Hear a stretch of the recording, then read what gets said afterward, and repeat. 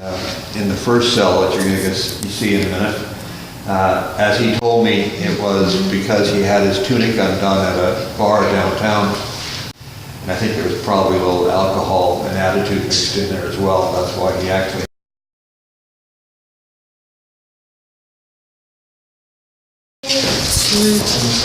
Yo, I'm videotaping this. So guys, this is where, just like if you talk back to the teacher or misbehave in class, it's the same thing for the soldiers. They end up in this jail cell. Looks fun. You don't get to choose which one you go in. Drew, can you move out of the way? I'm trying to take a pic. Okay, sir, go. The second one in is as it would have been in 18... Okay, move that way.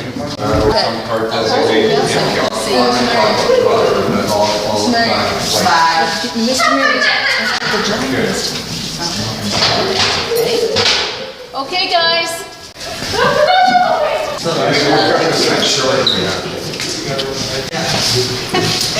Georgiana is going to have the bulk of it. Okay, guys, best behavior. I'm not going to say it again, or the thing, or we go back, okay? Okay, the other feature that's been part of this entryway for a very long time, in fact, this cross has been here since 1930, which is a very long time. And what it is, it's a temporary grave marker from World War I. And and you can see the name tags on there. And it lists 20 young men from the regiment who died in the first couple of days of June 1916. And they were buried on the battlefield until after the battle, and then they were moved to a proper cemetery. The question was asked about the numbers. Every soldier has a number, and that's part of the identification. In World War I, the numbers followed fairly well in sequence, but there were different sets of numbers depending on where you were enrolled. So the Military District 1, which is this area, would have a set of numbers. Toronto would have a similar but different set of numbers for their soldiers. So, okay, we good so far? Questions? No. If you get a chance, have a look at the touch screen, and that gives you a lot more information about this. And did you have a question? No. Okay, good. Come this way. Yeah. Let me get the small pic. Very cool.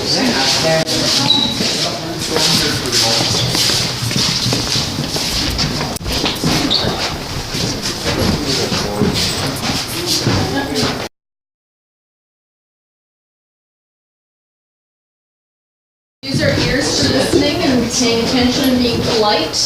Okay, guys. This used to be part of the guard room. And it's been changed and done for a whole lot of different purposes. At one time it was a scrapbook room and a library and all sorts of other things. And we're gradually changing it around.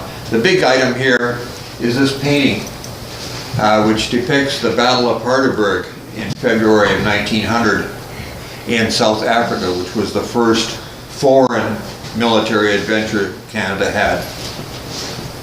And it shows the type of uniforms that were worn back around the turn of the century in 1900 and equipment that they carried. This is typical of the size and type of painting that was done at that time. Big, patriotic, bold stuff. It belongs to the city of Toronto, but it's on loan to us for a while. Chances are it's going to be on loan to us for a long time because nobody can really afford to move this thing around very much. Do you know what Hardenberg means? No. Town of horses. Wow. Damn. It's Dutch. Okay. I had a contrary opinion not long ago. It said Horse Mountain. It could be, yes. Yes, it could actually. Bird could be either way. Yeah, let's take a pic. Okay, I'm taking a pic. Okay. So this I'm taking quiet room. a blog. This is from various chapels and churches that were had in various parts of the country and overseas. the important feature in this room are the colors. Not the colors of the walls, or the colors to a soldier means a flag. And like the flags that you see hanging from the walls here, each battalion in the regiment, each big group in the regiment has a pair of flags called the colors. One is based on the national flag, as you see here, or in previous times, that Union Jack that you see in the corner there. And another one, a blue one, looking like the one that you see here. These two flags are the symbol of that battalion.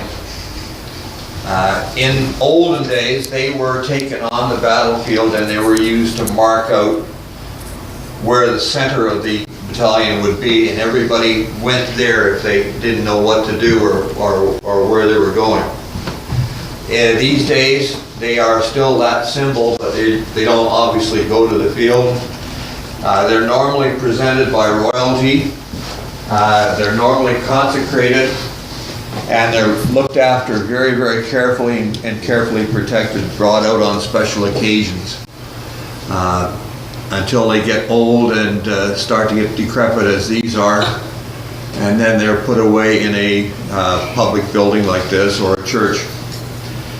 One of our newest displays is this here, which shows the King's color, the first King's color that was presented to the regiment just after 1900. And if you have a look at it, you see that it's falling apart rather badly. So it was very carefully moved here from Bishop Cronin Church when that church was closed down. And if the guys on this side just reach down and pull open the, yeah, no, you guys, right in front of you, pull open the drawer there. Carefully. And that's the first King's color that was presented to the regiment. And you can see that it's even more worn and decrepit. These were done... Sorry, did somebody question? Okay. These were done in very specialized embroidery shops in England. The colors were presented in around about 1900. They had to add a couple of little things onto them, the battle honors that you see here. So they went back and they waited in line for 6 years in order to get them the additional work done and back to Canada again. So it was something that was done slowly and carefully and with a lot of care. So these were the first colors. That set there are the second colors presented in 1927. And these are more recent ones from the 70s.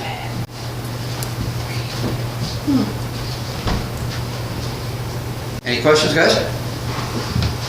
Nope. Okay. Let's I'm stumble just getting forward. some of this stuff. Yeah, take a picture. I'm taking a video Okay. for my mother.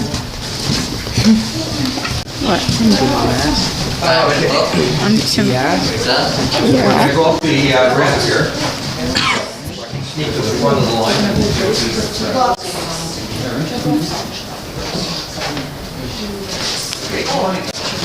dude, don't touch. They do not climb.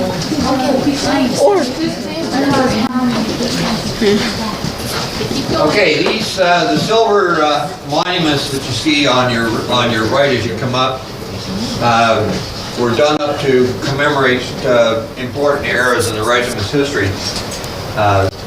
Starting with the first one at the bottom there, the Batage Cup, which commemorates the Northwest Rebellion in what are now the Prairie Provinces. And then the second one is the Boer War Memorial, which for you Londoners is very similar to that statue that you see in Victoria Park. Then the World War I Memorial, World War